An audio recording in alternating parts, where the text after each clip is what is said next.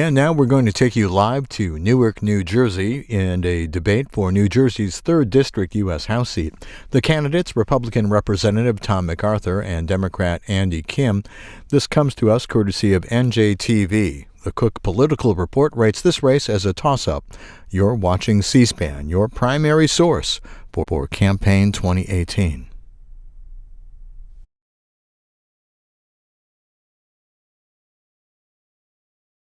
Decides debate night is provided by NJM Insurance Group. Two-term incumbent, member of the House Financial Services Committee and bipartisan heroin task force, Republican candidate Tom MacArthur is President Trump's biggest supporter in the New Jersey delegation. Former director of Iraq for the National Security Council during the Obama administration, and advisor to Generals David Petraeus and John Allen in Afghanistan, Democratic candidate Andy Kim is hoping to ride a blue wave. Both running for a seat in the 3rd Congressional District, facing off tonight with the midterm election less than a week away. Live from the Agnes Veris NJTV studio at 2 Gateway Center in Newark, this is the debate for the 3rd Congressional seat. Good evening. I'm Mary Alice Williams. And I'm Michael Hill. NJTV is honored to host this debate ahead of the November 6th midterm election. Tonight, 2 candidates for the 3rd Congressional District square off in just a few minutes. Tom MacArthur arrived just a short while ago here at NJTV. He's the incumbent in this race, a Republican seeking a 3rd term representing the South Jersey District. Andy Kim is the Democratic nominee. He arrived just a short while ago as well. Kim is a former national security director in the Obama administration, and this is his first run for public office. Tonight's moderator, NJTV News senior correspondent, David Cruz. We've called in some top strategists to help us walk through the issues. Democratic strategist Bill Pascrell III, Republican strategist Chris Russell, and director of the Monmouth University Polling Institute, pollster Patrick Murray. Thank you all for being with us. Chris, first question to you. You're with the MacArthur campaign. MacArthur is the only New Jersey congressman who's voted with President Trump on both the health care repeal and the tax cuts. Do you expect him to walk that back a bit tonight? I don't expect to walk it back. Tom decided to not be a bystander in Congress. He was someone who wanted to be consequential, wanted to be in the action. I think he'll talk about why he made those votes, and also that he was ranked one of the most bipartisan members of Congress, top 10% by the Lugar Center. Bill, campaign finance, healthcare, taxation, big issues here, but what's the overall big issue here as you see it? Well, I think it's providing the electorate with a sense that you're independent. You're not going to be stridently supportive of your party, even when it's wrong. That's important. I think that's what's on people's minds. And I think the 2 pocketbook issues on taxes, we'll know when we file our taxes next April whether the Trump tax cut was good for us in New Jersey or not, and health care. Patrick, the 3rd Congressional District stretches across the state from Ocean County on the east to all the way over to Burlington County with a million, more than 1 million acres of pinelands in the middle. And it might as well be Mars and Venus. How does a candidate, either one of them, reach both constituencies? They're so different. That's the difficulty. And by the way, this is probably my favorite district as a pollster to poll. I've been polling this district for many years. I love this district because it is so vastly different. You have these 2 different. You have the Ocean County portion of that district, which is the New York media market, has the largest number of Trump supporters in the state. Then you go to the Delaware Riverside, Burlington County, and the Philadelphia media market, an entirely different ballgame there. So you have to kind of weigh what you're going to do with both of those different districts in mind.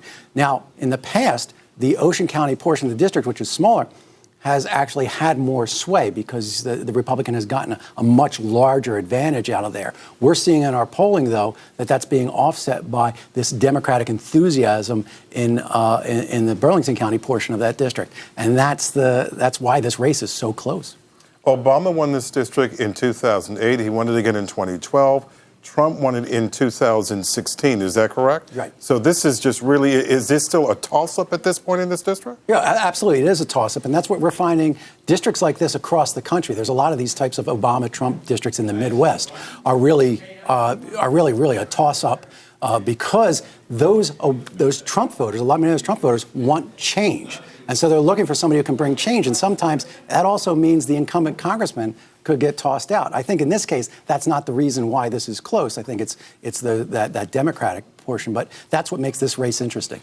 Andy Kim is very well financed in this campaign, but really has to break through. Tonight is his big public chance to do that. What does he have to do, Bill? I think he's got to do what he's been doing from day one. Be genuine, talk about his Jersey roots, talk about his approach. He's not a partisan in any sense. Obviously, his credentials are awe-inspiring and very impressive. But I think he wants to talk about how he's going to differentiate himself from the congressman that's there now. And I think he'll do a fine job doing that because proof is in his record. He's not been a partisan politician. He's an independent thinker. He's advised both Democratic and Republican administrations adeptly. Time to get down to business now. The candidates here have qualified to be on the official ballot published by the State Division of Elections and have at least 10% support among registered voters as reflected by a reputable, experienced, and independent poll. Here are the ground rules. The moderator will ask the questions. The editorial content of the questions has been determined by our editorial staff and has not been shared with any candidate. Each candidate will have 60 seconds to answer.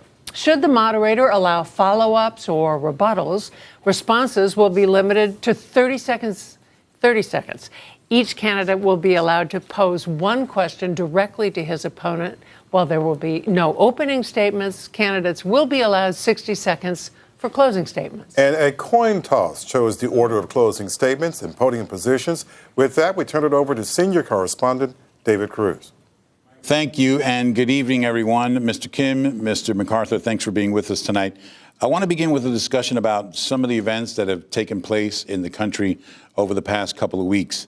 In that period, we've seen 2 people shot and killed in a grocery store because of their race, mail bombs sent to prominent elected officials because of their politics, and 11 people killed in Pittsburgh because of their religion.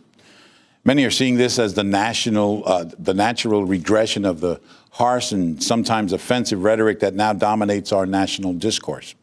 Who or what do you think is responsible for this? We'll start with you, Mr. MacArthur. Well, thanks for hosting this tonight, David. And the events of these last few weeks are pretty disturbing. I've been at a couple of vigils with the Jewish community in both Burlington and Ocean County.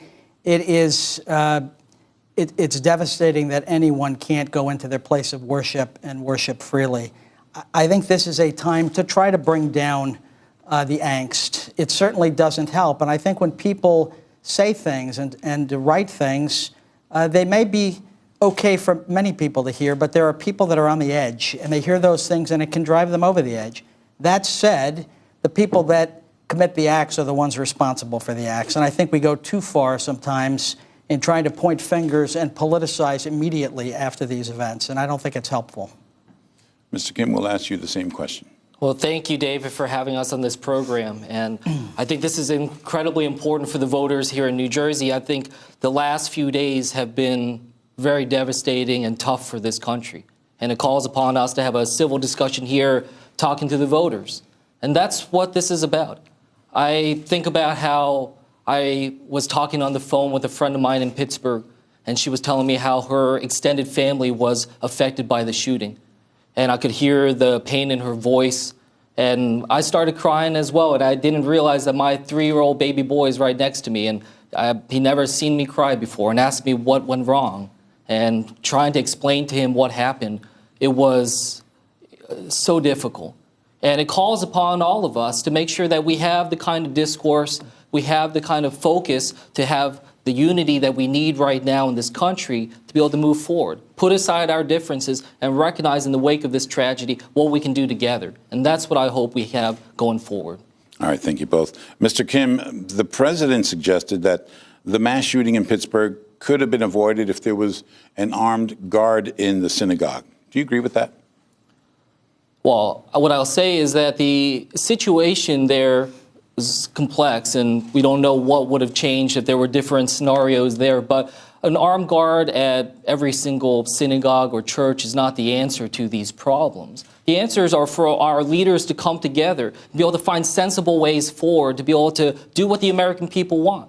We have well over 90% of Americans that are in support of universal background checks for gun safety. Those are the types of actions that our leaders need to make sure we move forward on. And I'm worried about some of the steps that my opponent has supported. He was the only member of Congress from New Jersey to vote yes and co-sponsor, to co-sponsor the concealed carry reciprocity legislation. Those are the types of legislations that would make us less safe, and we need to make sure we come together to be able to support the communities.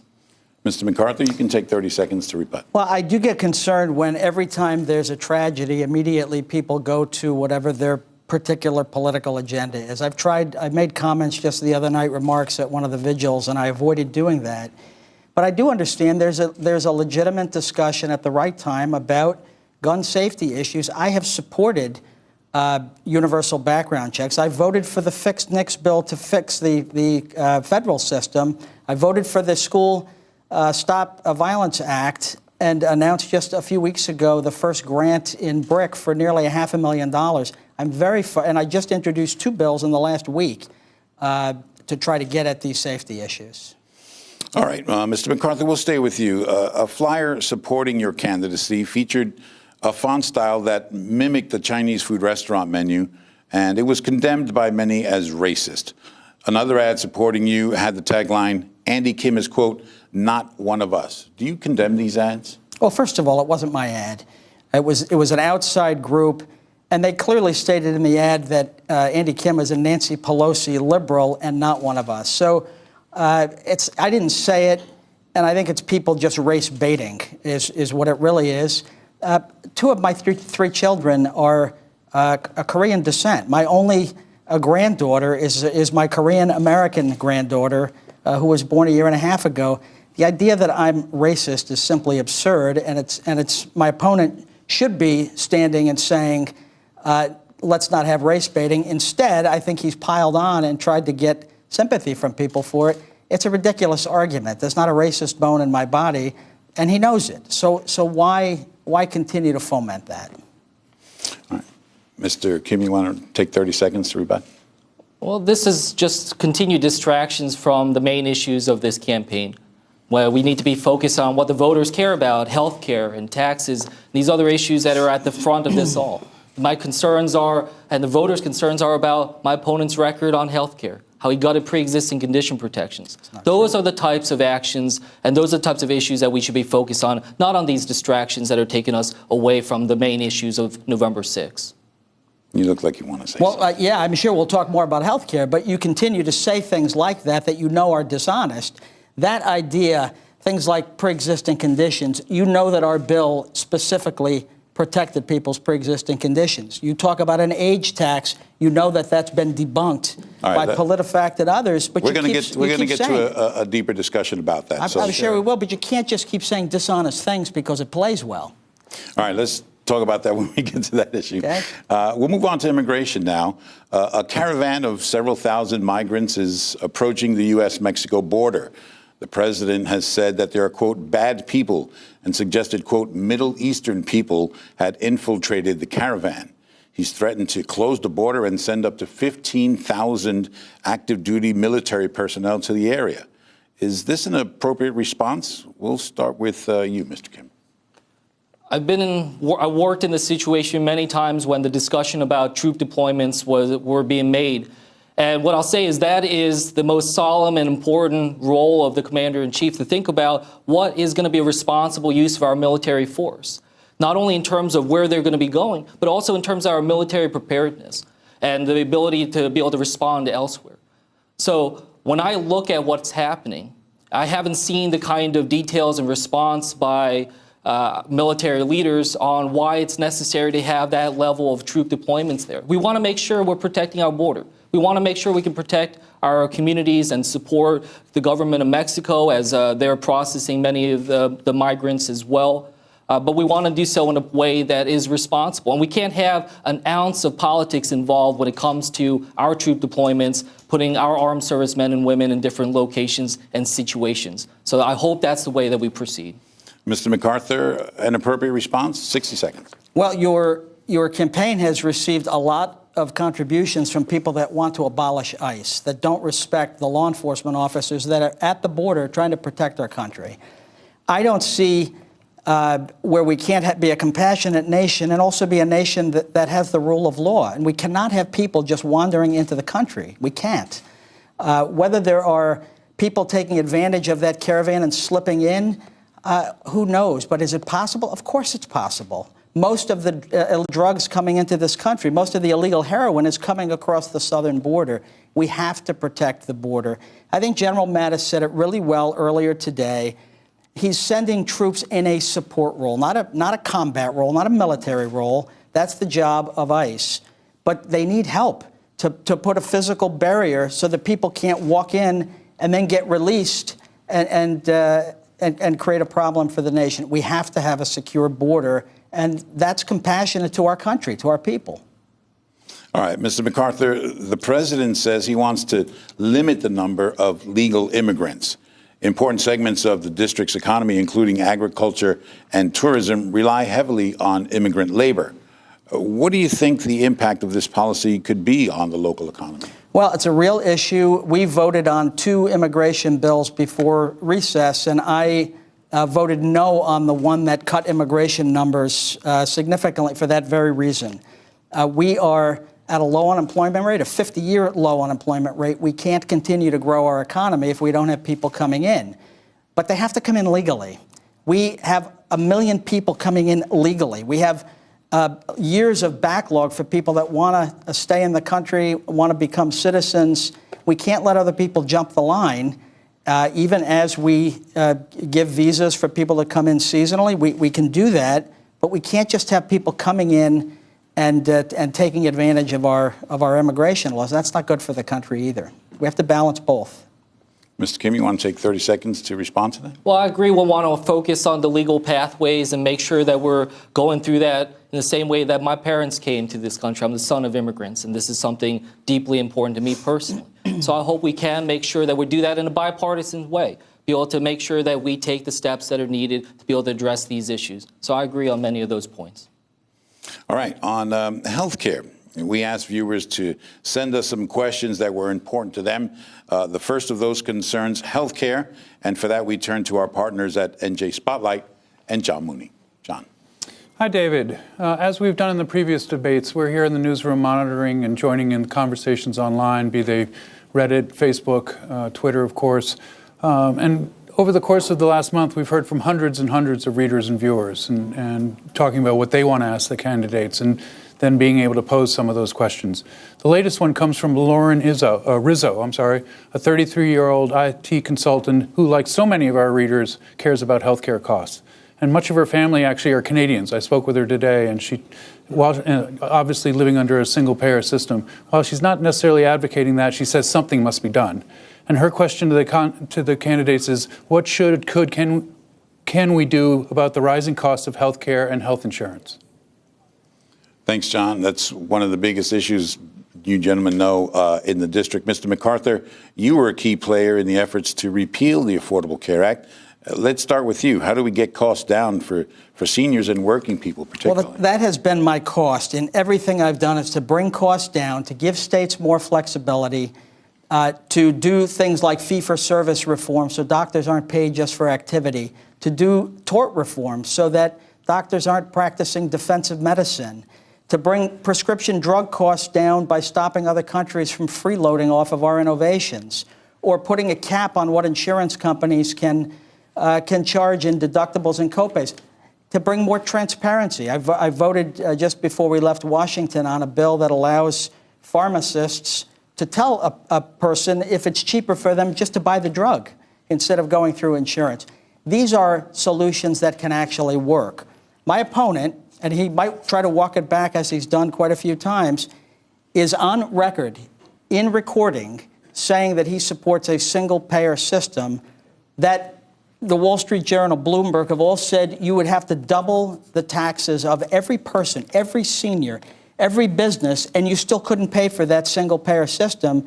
And yet that's what you've articulated. That's what you've advanced as an idea. It would be a disaster for our country. I have it in a recording. You said it in Barnegat earlier this year, and you've tried to walk it back. This is my problem. You change your positions, and you're not honest, Andy. All right, let me give him 30 seconds to respond, and you guys can go at it. Go ahead, Mr. Kim.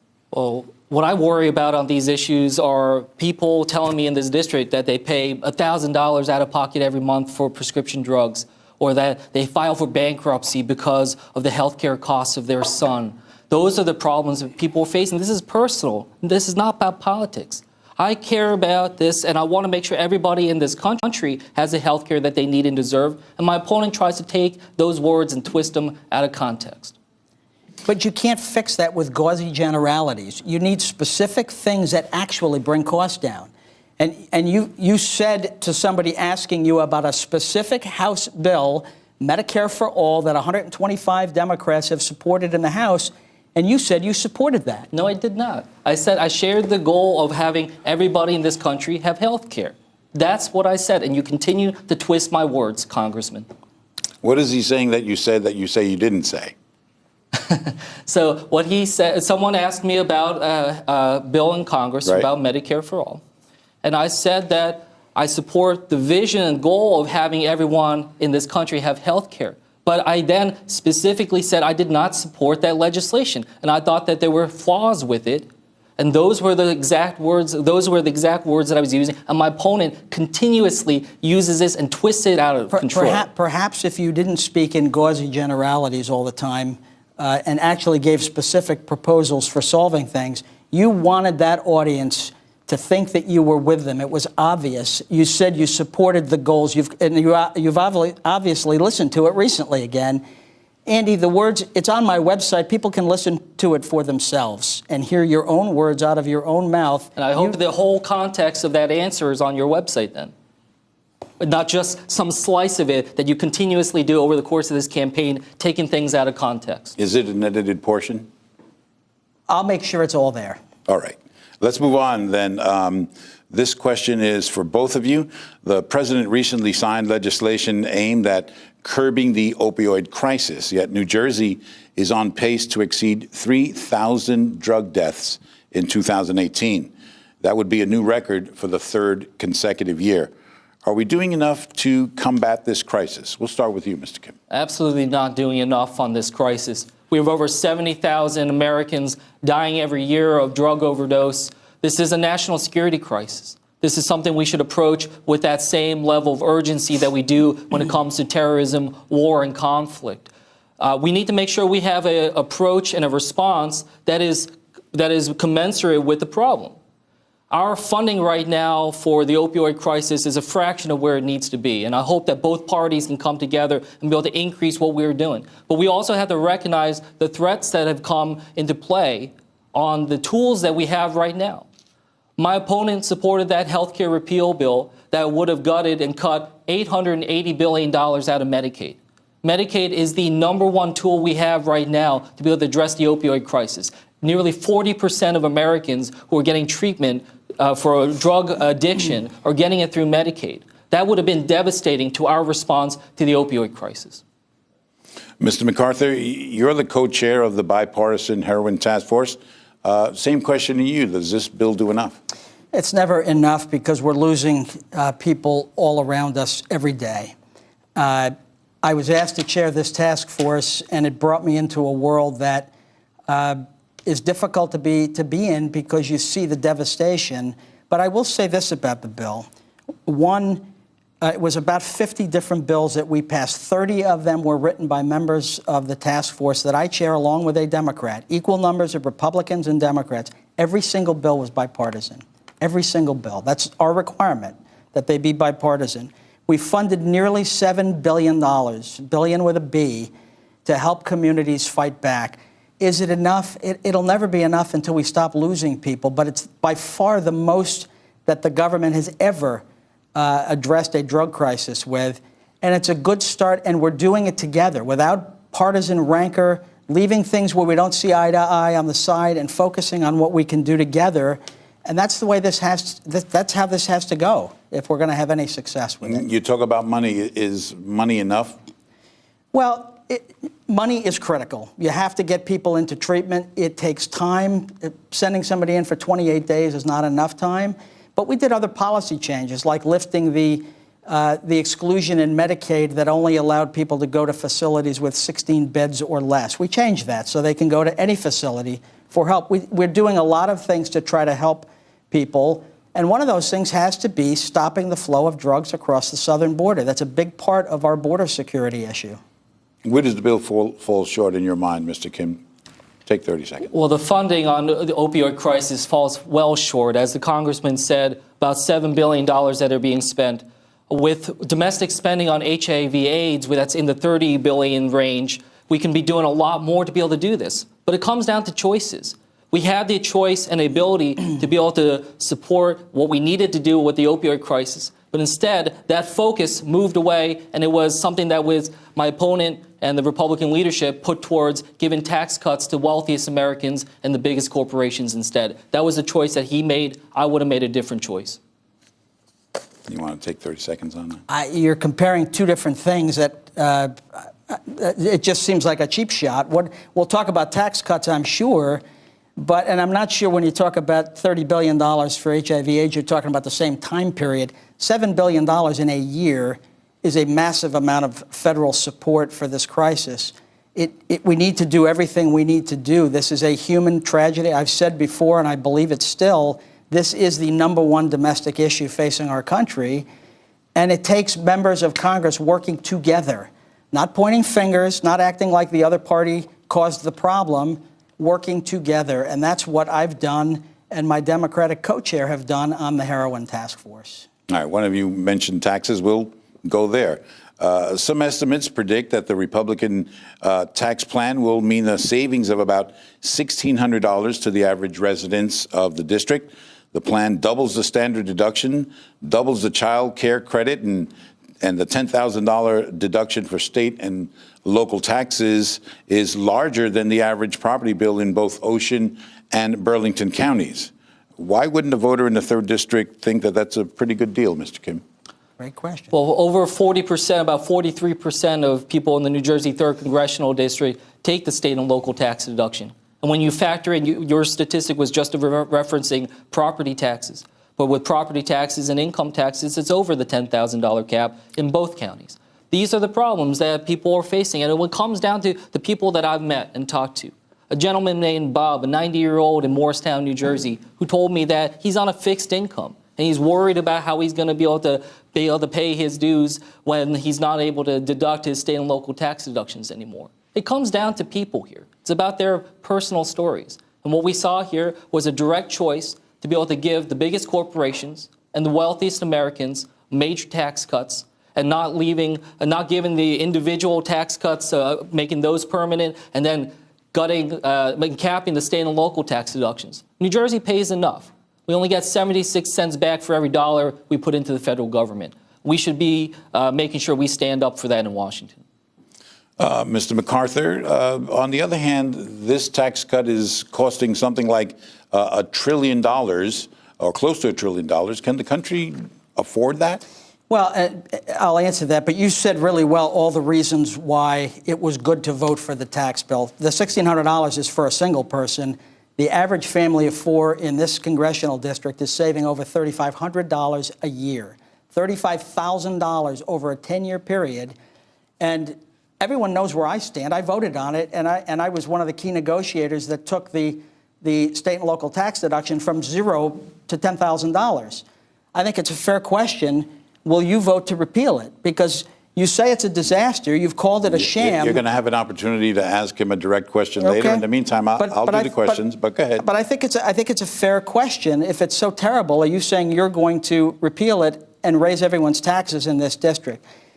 As far as the cost goes, if we grow the economy at about 0.5% more per year than we were growing it over the last 10 years, and we sustain that, it will pay for itself. All growth beyond that will help us bring down our national debt. This is our best shot. It's not a slam dunk, David, but it's our best shot at bringing down our deficit by growing the economy. It's good for families. It's good for businesses. It's good for employers and employees. And our economy is booming because of it. I just don't understand why my opponent thinks the sky is falling when things are going so well. Mr. Kim? My opponent was saying that everyone knows where he stands on this issue. I agree. We know where he stands on this. He stands with his party leadership that he votes 94% in line with. He stands with them on tapping state and local tax deductions when he campaigned in 2014 to be able to protect our property taxes.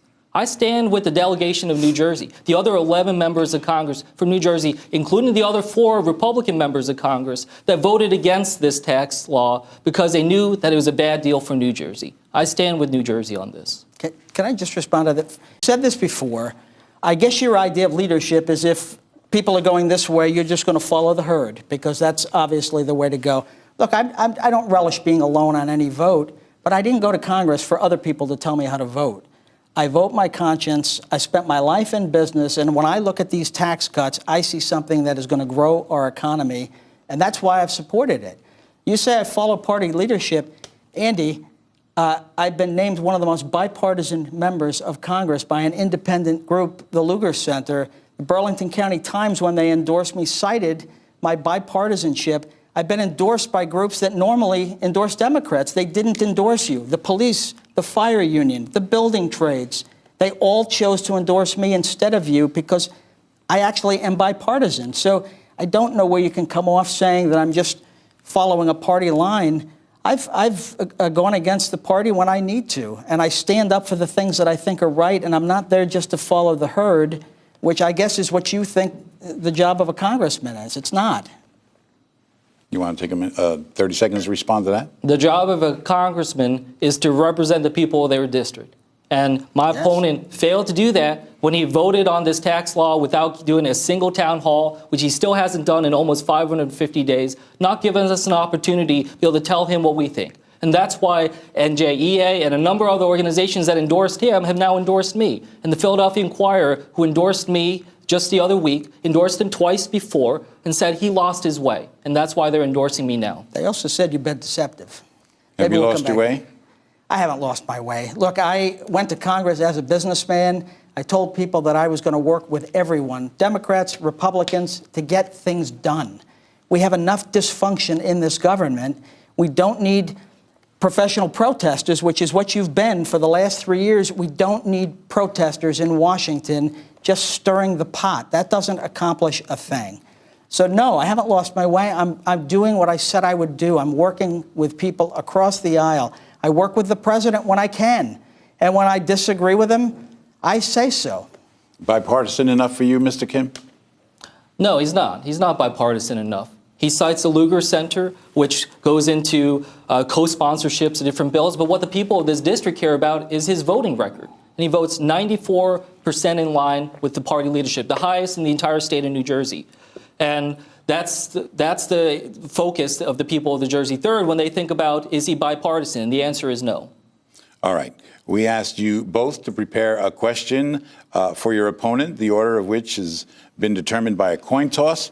Mr. Kim, let's start with you. Congressman,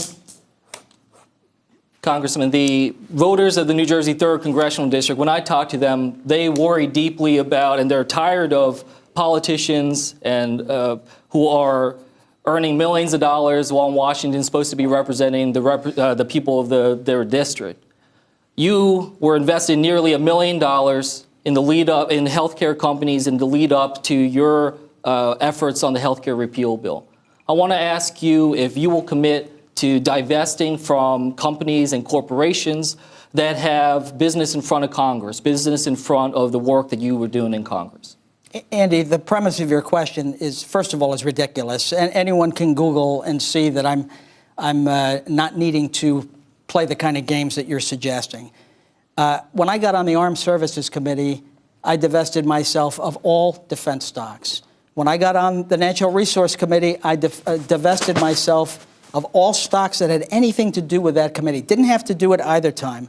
When I got on the Financial Services Committee, I divested myself of all bank and financial service stocks. I didn't have to do that either. I did it because I didn't want anyone to conclude that my eye was off the ball. You're asking me basically to divest from the economy because every segment of the economy has business before Congress. So No, I think it's a ridiculous suggestion, and I think it comes out of you looking suspiciously at business, at success. You've spent your whole life working in the government. I'm not faulting you for that, but you haven't spent a day in the private sector where most Americans work and most of these constituents work, in the private sector. You act like business is some evil thing. It's not, Andy. It's a great force for good in our economy, just like government can be. All right, Mr. MacArthur, your question to Mr. Kim. All right. You and I, Andy, did a live discussion with the Asbury Park Press a couple of weeks ago. And I asked you about this age tax and pre-existing conditions. And I asked you, and I'll paraphrase your answer. You tell me if I got it wrong, and then I'll ask my question. You said that, no, these things did not apply to anyone, any senior on Medicare. And no, they did not apply to anyone who got their insurance from their job. Correct? In part, that's correct. Okay. And by the way, they don't apply to anyone who gets their insurance from the VA or from military TRICARE.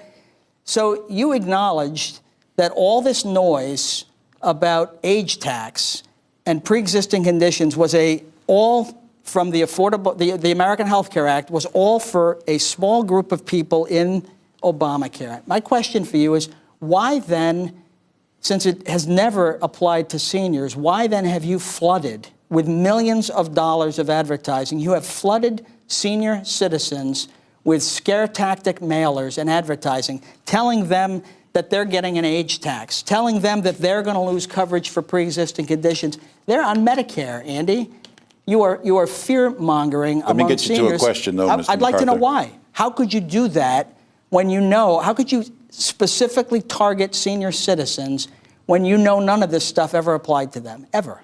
Well, I'm really glad you raised this issue, Congressman, because the age tax, that's something that AARP called it an age tax. They read your amendment. You misquoted them. They read, no, I did not misquote Let them. him answer. They read your amendment and said, this is an age tax because Americans over the age of 50 and those not on Medicare could be subject to be charged 5 times more than younger Americans. That was what the AARP said. It has 38 million members.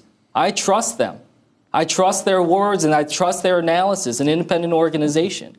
So that's what they said, and many other medical organizations, the American Medical Association, panned the MacArthur Amendment for what it did in potentially making health care unaffordable for those with pre-existing conditions. Your bill opened up those floodgates, opened up that type of attack. So I'm glad you raised this question because it's something that is important for the people. So you didn't answer the question, though. Let him answer. Let him answer. You're targeting senior citizens when you know, first of all, that never became law, and secondly, it never touched senior citizens or people over 50 that got their insurance from their job. Never covered them, never touched them at all, and yet those are the very people you're targeting. Why? Why do you target them with your advertising? Well, I'm glad your bill never made it into law, and that's been able to prevent a lot of the problems that we have. But we've been very clear that this is something that was targeting, that would have targeted Americans over the age of 50, so they could be charged up to 5 times more. And if they are in that situation where they lose their employer health care, if they're not able to get on Medicare because they're not of age yet, those are problems that they need to know about. And that's why the AARP, a trusted source for issues related to Americans, seniors in this country, said it was an age tax. All right, we're going to move on, gentlemen. According to the Sentencing Project, New Jersey has the highest disparity in the nation of incarceration rates between whites and blacks. Blacks are incarcerated at a rate 12 times that of whites. How would you address this issue? We'll start with you, Mr. Kim. This is a really big problem, and one that's not just here in New Jersey, but we see it all over the country. And I hope that we're able to take the steps to be able to address this. I think steps about how we're able to deal with bail bonds, how we're also able to deal with nonviolent drug offenses. Those are the types of actions that I hope we are able to move forward on and make sure that our judicial system is one that's going to be equal, one that's going to be able to deal with those that have the greatest offenses, especially violent crimes, and be able to treat those fairly, those that did not have those violent crimes, but make sure that we're doing this all in a way focused on keeping our communities safe. Mr. MacArthur, you want to take 30 seconds to answer that? Sure. I don't know the cause in New Jersey. I do know this, though. Justice needs to be colorblind. And I think it is always important to ask if there are disparities among different groups, why? One issue that's come up a lot is the use of marijuana. A lot of people are in jail over that. And I have supported looking at different criminal penalties for that, not legalizing it, but looking at different criminal penalties. And that perhaps might help. I've heard others argue that that would help a lot. You mentioned marijuana. That's a yes or no from you. Would you support the legalization of adult use marijuana? Not for recreational use. I've seen on our heroin task force, it's a gateway. Word. Sorry. But it's a gateway drug for some, David. I support for medical purposes at this point. But not for adult recreational That's correct. Use. All right. We're going to move on now. You've accused each other of being beholden to special interest groups. Can you name those groups and why your opponent's association with them is bad for the district? We'll start with you, Mr. MacArthur. Naming his groups? Naming I'll read the question again. All right. You've accused each other of being beholden to special interest groups. Can you name them and why your opponent's association with them is bad for the district? Well, my opponent has made a big deal about not taking corporate PAC money. Big deal. And yet he takes money from people who take corporate PAC money. Like Bob Menendez, he stood with him, said he was a great man. He campaigned with him. He's taken money from him. He's taken money from a lot of others who want to shut down ICE, shut down, have open borders. He's taken money and campaigned with Elizabeth Warren, who voted against the Joint Base not once, but 3 times. The Joint Base in this district, largest employer in the district. And probably the biggest special interest group is the one he's been trying to hide from, his own. Andy Kim founded an organization called RISE immediately after President Trump was elected president. He has been a professional protester since this president was elected and has done all sorts of very active, I hope we'll come back to this, but active things to protest the president, organizing conventions, marches with people that call for jihad against the president, and he's tried to hide from that and deceive voters about it for this entire campaign. Mr. Kim, what are the groups that, the special interest groups that he's associated with, and why is that association bad for the district? I've promised, as my opponent said, I promised not to take corporate PAC money. That was something very important from the outset of this campaign, is showing that I'm going to be focused on the people of this district. Because that's a contrast to my opponent. My opponent takes enormous sums of money from corporate PACs. He received over $500,000 of contributions from pharmaceutical companies, insurance companies, and wrote their health care repeal bill. Those are the types of actions that I was trying to get to, again, with the question that I asked him about who is he working for? Who is he trying to represent in Congress? Because he's not holding town halls. He's not talking to the people of this district and giving us the kind of voice that we need in Washington. And that's why I continue to point out what he did on health care, that he was the only member of Congress from New Jersey to vote yes on that tax bill. Those are the problems that I see with the way that he's operated in Congress. Now, I'm going to give both of you another 30 seconds to respond to that. Let's start with you. You just accused me of being in the bag with pharmaceuticals. That is ludicrous. You have campaigned with Cory Booker and Bob Menendez, who have both taken millions of dollars from pharmaceutical companies. And Andy, you are at the end right now of a $900,000 ad buy with the DCCC. That name will resonate with voters because they've been seeing those ads blanketed, and you authorized them. Your name is at the end. I'm Andy Kim, and I approve this ad. They are flush with corporate dollars. And you've done a coordinated ad buy with them. And meanwhile, you try to look like you're holier than thou, like I don't touch PAC money. Where are you getting all your money from, Andy? You've raised enormous sums outside of Jersey, and all of the supporters running these ads on TV are running them with corporate dollars, and you want to pretend like you're innocent of it. It's the hypocrisy. That's your time, Mr. MacArthur. Mr. Kim, go ahead. I'm proud of the campaign that we run. I'm proud that we've run a campaign that's about the people. We've had hundreds of small dollar town hall, small dollar house parties and other events throughout the district. And you can see by the size of our volunteer base just how energized people are. That's been the focus, not taking the corporate PAC money, but instead doing a campaign with integrity. That's how we've been able to build this out. And there are a lot of people in this district, a lot of people around that are upset at what my opponent has done on health care. And that's why we've been able to raise the money that we needed to be able to run this campaign against someone who just just loaned himself $1.4 million to be able to come and attack me in this final stretch.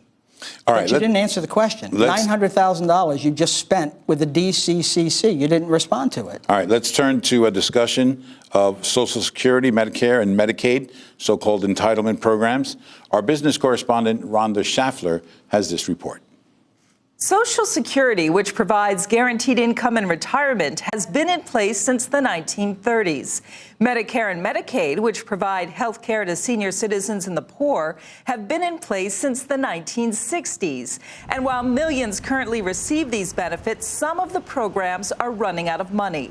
Each year, the Social Security Board of Trustees releases a report on the long-term financial health of America's entitlement programs. Medicare is ailing. The program is expected to deplete its funds in just 8 years. It's running out of money faster than earlier projections due to an aging population and increased costs. In terms of Social Security, the fund that pays retirees is due to be depleted in 16 years. At that time, Social Security will only be able to pay out 77% of the benefits it owes to recipients. The fund that helps disabled people is expected to remain solvent for another 14 years. Meantime, Medicaid enrollment decreased this year, according to a separate report, but spending on that program continues to increase. That is a big issue in the district, as you both know. We'll start with you, Mr. MacArthur. You have any proposals to ensure the solvency of these programs? Well, first, I see Social Security and Medicare as a sacred pact from one generation to the next. Today's generation of workers pays in. Today's generation of retirees takes out. The biggest problem, the biggest threat to Social Security was millions of people sitting on the sidelines. And because of the tax cuts bill and the things that we're doing to help the economy, we have the lowest unemployment rate in 50 years right now. Wages are up. Money is going into Social Security like it hasn't in quite a while, and that is the best thing we can do to save that program. The things I suggested earlier with health care will help Medicare. Fee-for-service reform, tort reform, bringing down the cost of drugs with specific steps with other countries, freeloading, limiting deductibles from insurance, all the things that bring the cost of health care down will take pressure off of Medicare. The answer is not the Medicare for all that my opponent has adopted. That will bankrupt Medicare as we know it. All right, Mr. Kim, take 60 seconds if you like. These issues are really personal to me and my family right now. My mother just retired this year, and what I thought was going to be a joyous occasion for her ended up being one filled with anxiety, as she doesn't have, that she's dependent on Social Security for a large part of her income.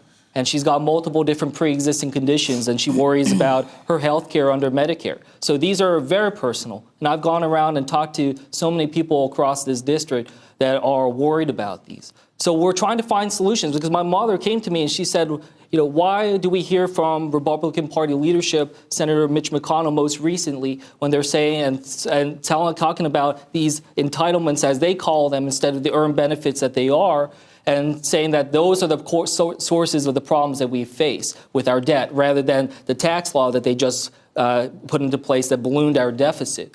Taking steps like allowing Medicare to be able to negotiate drug prices, making sure we can pursue these bundled payments projects that seem to be helping get costs under control and expanding that. Those are some proposals that we can do to lower the costs of people on Medicare and protect Social Security as well. Your opponent says a rising economy would solve the problem. A rising economy certainly would be helpful, and it's certainly something that's going to make sure that we are continuing to pay into that.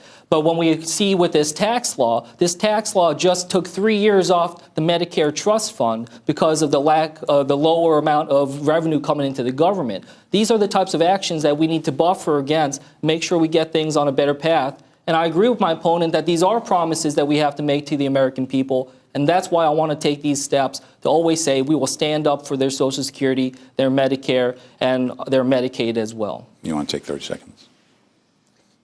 Yeah, I'm not sure I heard a proposal on all of that, but I didn't just say a rising economy. I said we can also take specific steps to bring the cost of health care down. And I think those are real answers. I've only heard you offer, let's have Medicare negotiate drug prices. I'm not sure having a few bureaucrats at one agency setting prices is really the best answer. I think if insurers have limited deductibles and copays, they'll do a better job of negotiating. And to me, that's a better solution. Look, I'll work with anyone, both sides of the aisle, on solutions to these issues. It's critical. You want to take 30 seconds? Absolutely. The prescription drug costs are a huge problem for seniors in this country. As I mentioned, a gentleman I met pays $1,000 out of pocket every month. Being able to allow Medicare to be able to negotiate these drug prices, that's something that can help draw these costs down, the same way that the VA does, that the Department of Defense does for their insurance. This is a proposal that President Trump supported when he was a candidate. And in fact, just the other day, President Trump put a proposal with different proposals about how to get prescription drug costs under Medicare lower. Some of those ideas, I think, are ones that we should pursue in a bipartisan way, in addition to allowing Medicare Part D to be able to negotiate. All right, we have another online viewer question. Let's go to our NJ Spotlight partners and John Mooney. John. Hi, David. I spoke with another reader today. His name is John Brodowski of Bordentown. He works for an industrial supply company and is a voter in this district. And an issue he's really cared about is the student loan debt that is facing many of his friends and family. And he talks about how it limits their hopes and dreams before they even get started. And he's heard sound bites on this in the campaign, but he certainly would like to hear more. Specifically, his question, should Congress work to alleviate the crushing student debt issue plaguing college graduates? All right, John, thank you. Mr. Kim, $1.4 trillion outstanding dollars in student loan debt, the second largest form of personal debt behind mortgages. This is a huge crisis, and could be the workings of the next financial crisis of our country if we're not taking the steps to be able to alleviate this. But that aside, this comes down to very personal issues. I remember talking to a young couple just a couple days ago who were telling me that they made decisions about when to get married, when to get a house, when to get a car based off of their student debt. And we see so many young Americans that are coming out from school with their hands tied because they are carrying tens of thousands of dollars or hundreds of thousands of dollars of student debt. These are experiences that my wife and I had as well coming out from school into the professional world. So we certainly need to make sure we understand that we allow students to immediately refinance their student loans, make sure that we have Pell Grants, especially for low-income students, as Pell Grants don't cover nearly as much as they used to. And also making sure that we can push back against for-profit institutions that have been causing a lot of problems in terms of our higher education system. Those are some immediate steps that we hope to be able to take to address these issues. Mr. MacArthur, he's not the first person to say that this could be the next financial crisis in the country. It can be. It could be. Look, here's the problem. Students are graduating with high debt into a market that really doesn't need the skills that they just got that debt for. They incurred the debt for. I think the federal government should not be profiting on student loans. There's no reason for 8% and 9% interest rates on student loans. I think that's part of the problem. And the fact that students can't refinance them, I think, is another part of the problem. Both of those can be fixed. There's whole new models of education. In Burlington County, for example, what used to be Burlington County College is now Rowan College at Burlington County, and students are able to enter a four-year program. The first 2 years are community college, and then they automatically matriculate into the four-year school for a total cost of less than $40,000, total cost. Most universities today, you pay that for 1 year. And that's the kind of creativity that I think we need to support from the federal government.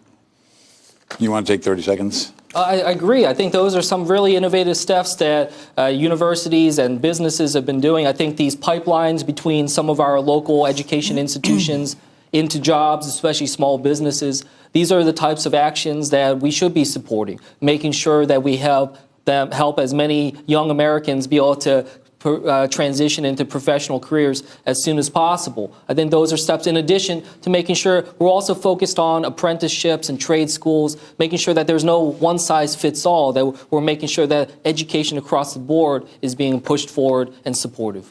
All right, let me move on. Mr. MacArthur, you believe abortion should be illegal. Is there any circumstance under which you believe a woman should have the right to choose to terminate her pregnancy? Well, I'm not sure I would agree with the starting point of your question. Okay. I'm pro-life, and I've lived that out. My wife and I, who's here, we lived that out with our oldest daughter, who was born with severely handicapping issues. But for me, pro-life is that. It's us adopting 2 children. Pro-life is a lot of things. And I know from firsthand experience how difficult circumstances can be. So I am not pointing fingers at people, telling them you shall do this, you shall not do that. That is not an issue that I've sounded in Congress at all. And yes, there are many exceptions where I think that's not an issue. What I have really focused on is not having federal funding for abortion, and I don't think you should have abortions that are late term.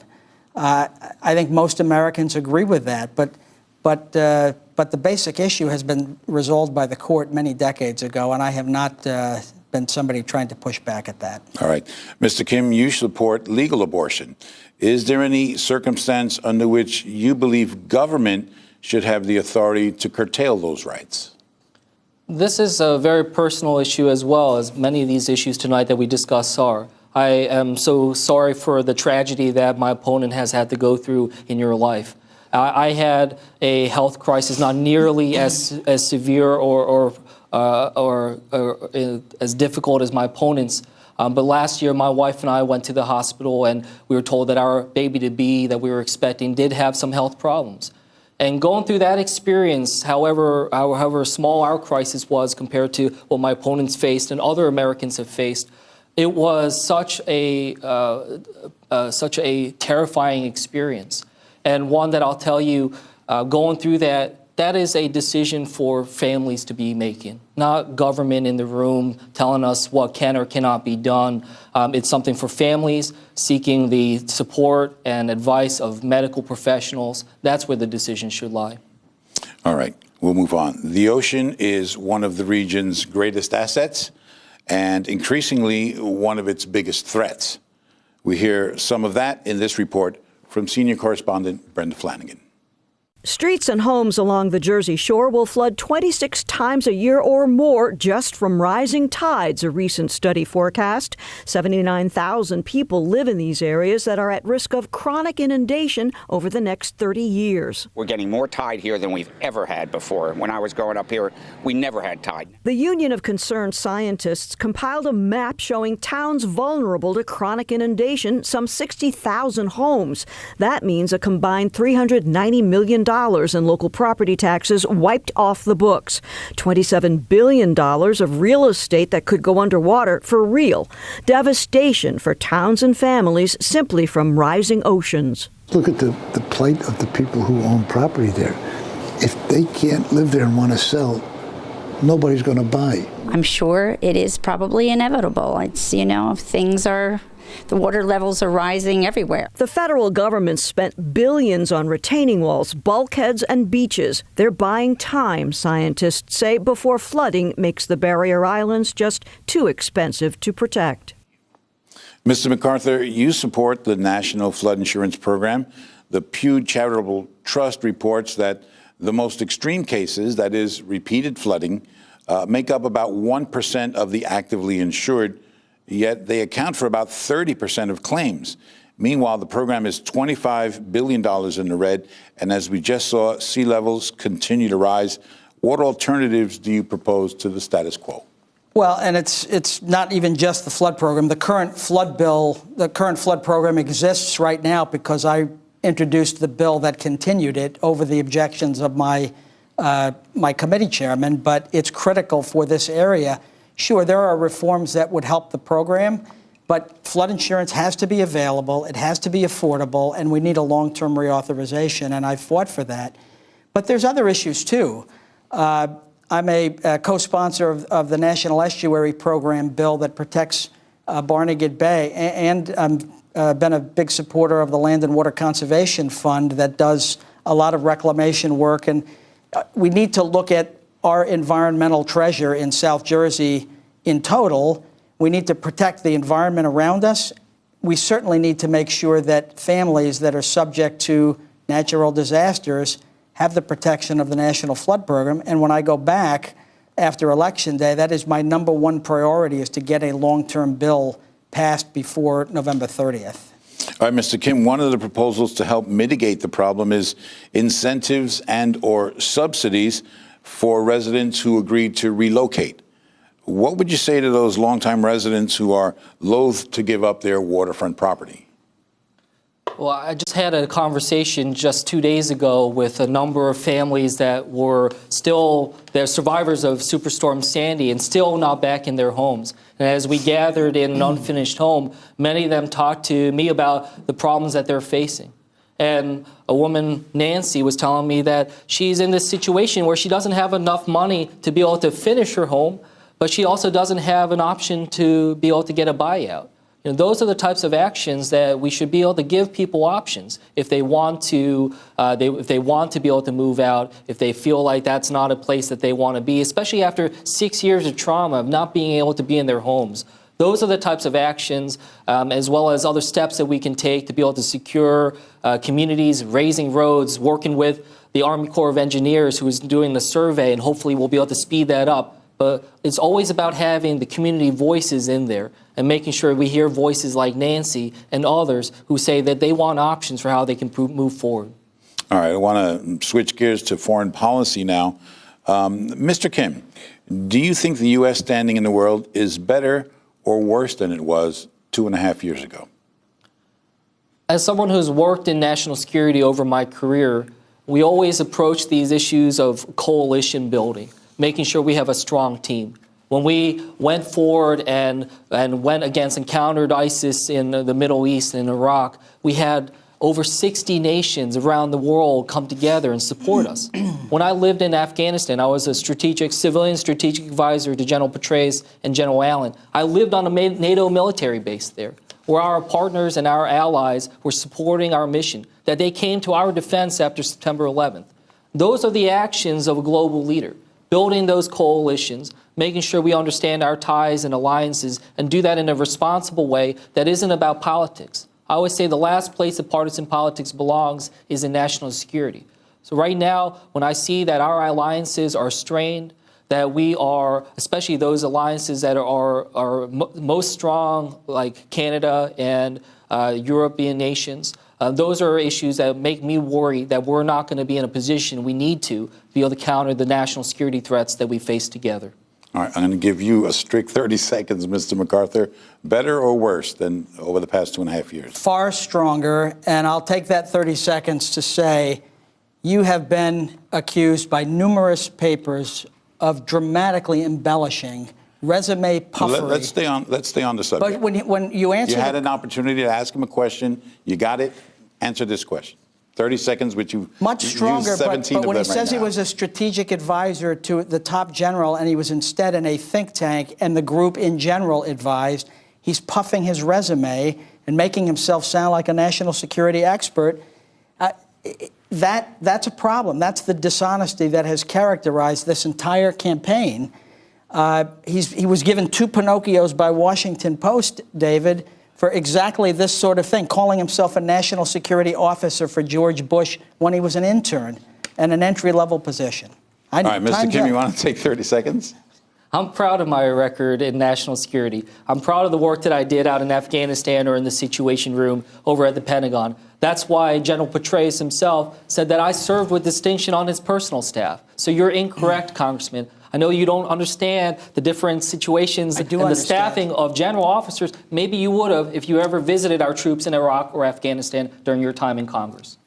All right, let's move on. Mr. Kim, this question is for both of you, but I'll start with you, Mr. MacArthur. I'm sorry. Mr. MacArthur, you're a supporter of the president's economic policies, which include a wide range of tariffs on imported goods from a number of countries around the world, including our allies. Over the past several months, the European Union, China, and other countries have imposed retaliatory tariffs on cranberry and soybean products, both major crops in New Jersey. How can you reassure the district's agricultural sector that the president's policies are good for them? Well, I support the general thrust of trying to get fair deals. We've been chumps on the world stage for too long, and we didn't start a trade war with China. They started it with us decades ago, and too many presidents have ignored it. I have worried that the president's going too far, too fast, but I think we need to give him room. And what I've found, just last week I was with a company in Burlington County, chemical company. They had a chemical that they could only buy from China, and it was on the tariff list. It was costing them millions of dollars. I went to the administration. I explained it. I got an exception, got that chemical removed, and that company is now saving millions of dollars per year.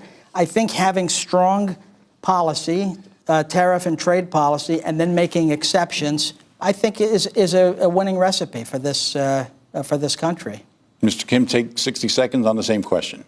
These tariffs are certainly caught a lot of businesses off guard, especially a lot of small businesses. There's a neighbor of my opponent's who approached me and told me that his business has taken a 25% hit in terms of their industry because of tariffs. Those are the types of problems that we see right here in this district.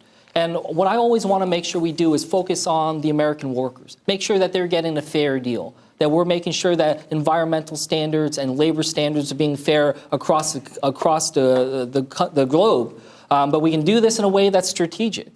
And we understand what the goals are this administration is trying to achieve. And those goals aren't made clear to me. And I want to make sure that we can operate and you can use Congress to make sure we understand where this approach is going, what the strategy is trying to get towards, and make sure we don't catch industries off guard and have to do a $12 billion bailout to the agricultural industry as a result of these types of actions. They seem not to be done in the way that we need to be precise when we're dealing with people's jobs and people's businesses. All right. Mr. MacArthur, the U.S. military has been engaged in Iraq and Afghanistan for almost 2 decades now. The 2 wars have killed over 7,000 U.S. military and injured tens of thousands more.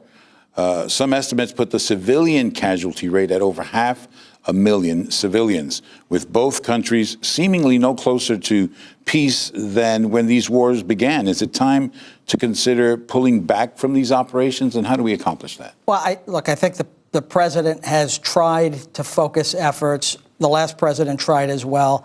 These are difficult areas.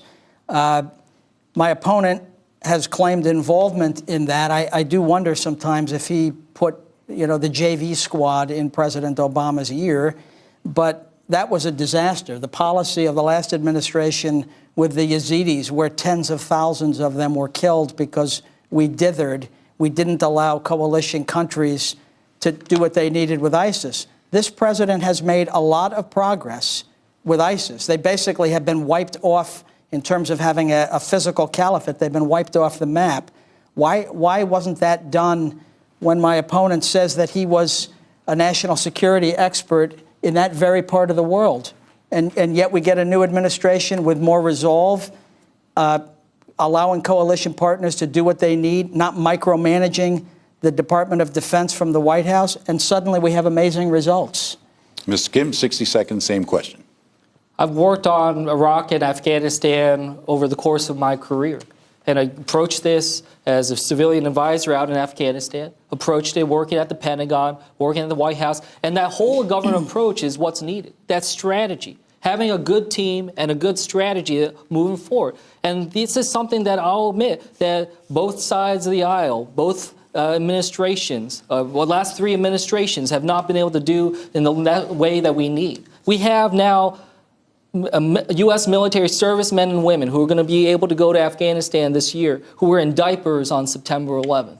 These are incredible problems that we have, and we absolutely need to be thinking about and have that real conversation about being able to pull ourselves out of these types of conflicts in a responsible way, making sure that we're not the ones carrying this burden, That was the type of effort that we tried to put forward when we were dealing with Iraq, to make sure we're not entering back in and having to carry all that weight, that we do this in a way where we empower partners, build that coalition of 60 nations to make sure that that burden doesn't fall on the United States alone. Those are the actions of a responsible government and a responsible global leader. All right. It's time for your closing statements, the order of which was determined by a coin toss. Mr. Kim, you're first. Well, thank you so much, David, for having us here. This was incredibly informative to the people of the New Jersey 3rd Congressional District. This election is all about choices, the choices that my opponent made when he took contributions from pharmaceutical companies and insurance companies and wrote their health care repeal bill, when he was the only member of Congress from New Jersey to vote yes on that tax bill. I've made different choices over my career. I chose to be a public servant, to work under both Republican and Democratic administrations, to volunteer to go to Afghanistan and work in the Situation Room. I also made a choice last year when I was in the hospital waiting room with my wife and we're worried about our baby-to-be. I made a choice to stand up to my opponent who took those actions that gutted pre-existing condition protections in order to score a political victory. I want to always choose to stand with the people of New Jersey, my home district, the district that gave me everything. Stand up and protect Social Security and Medicare. Stand up and protect our health care and lower prescription drug costs. And that's why I'm asking for your vote on November 6th. Mr. MacArthur. David, thanks for doing this, and I'll talk directly to the voters. Thank you for watching tonight. There has never been a more important time to have people in Washington that are willing to put aside partisanship, work together on real solutions, and solve problems.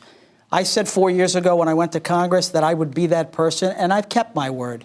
I've been named one of the most bipartisan members by independent groups. The Burlington County Times just endorsed me, and that's one of the reasons they cited. While I've done that, and we've gotten real results, saved the joint base by working across the aisle together, millions more in funding for Deborah Hospital, real progress in the worst drug crisis in human history. While I've been doing that, my opponent has been a professional protester. He started an organization called Rise Stronger immediately after President Trump was elected. He organized conventions. He incorporated board of directors, organized marches, stood with Linda Sarsour as she called for jihad against this president. That sort of partisanship is the last thing we need in Washington. We need people that will work together, and that's what I'd like to continue doing, and I ask for your vote. Thank you. Mr. MacArthur, Mr. Kim, thank you both very much. And thank all of you for watching tonight's debate and all of our Wednesday night debates. Now it's up to you to do your part, and that means getting to the polls and getting out to vote on Tuesday, November 6th. I'm David Cruz. Thank you again very much for watching. We'll send it back to Michael Hill and Mary Alice Williams. More live debates tomorrow. West Virginia Democratic Senator Joe Manchin meets Republican candidate Patrick Morrisey in Morgantown at 7 p.m. Eastern on C-SPAN. At 8 in New York's 22nd Congressional District, Republican incumbent Representative Claudia Tenney facing Democrat Anthony Brindisi. Live coverage Thursday on C-SPAN, your primary source for campaign 2018. The C-SPAN bus is traveling across the country on our 50 Capitals tour. During our stop in Augusta, Maine, we asked folks which party should control Congress and why.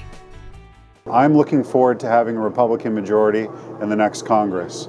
We've started a lot of really good policy initiatives within the Congress over the last few years, and I'd like to see those move forward. I think it's important that we keep a Republican majority, although it's important for both parties to work together and continue to get things done for the people of this country. My main issue is health care. If anything will change after the election. I have two parents who are unable to work due to health issues, and I wouldn't want them to go through the process of not having health care. And if the midterm elections result in a change in control of Congress, it would be a good thing for education. We're very concerned about the agenda that is the administration's agenda just now, headed towards privatization of schools, school vouchers. Having DeVos as the Secretary of Education has just been the wrong way to go. We're concerned with the Supreme Court going forward and the decisions that will be made that will impact our students and our public schools. And we are hoping for good funding for public schools. And we are really hoping for a turnaround in the midterm elections as well as in our state, and hoping for a governor who's a friend of education. I'm hoping that Republicans still control Congress after the midterms so that we can keep moving President Trump's agenda forward. And for me, what I've been working on is term limits. I've sponsored an Article 5 term limits bill so that Maine will join a convention for the term limits amendment. And if I get reelected here for Maine's 129th legislature, I would look forward to sponsoring that again and getting that in for the people of Maine and for the people of the United States. And what I would like to see in the midterms elections is that the economy stay the way it is. It's doing really well. We would love to see it continue, at least I would. Really concerned about that. And as far as the tax implications, Congress just passed a tax package. It's really going to benefit a lot of Americans. And I think the investments are going to come, and hopefully we see that after the midterm elections, that those continue to come and make America, keep America strong. Voices from the States, part of C-SPAN's 50 Capitals Tour.